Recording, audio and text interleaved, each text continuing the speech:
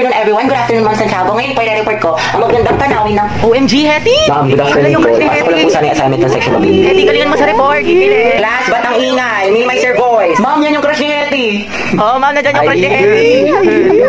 Hetty, may crush ka kay Angelo? Ma'am, wala po. We, kahit bukang bibig mo siya sa amin. Uy, parang naman itong mga tangi.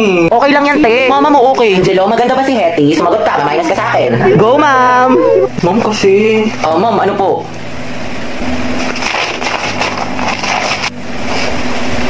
Maganda mga hanap.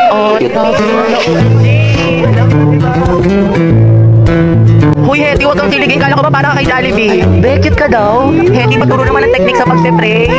Angelo plus Hetty, boom! Ang het. Hoy, ang bantot ng Grabe shit. lakas. Nang amoy, abot hanggang dito.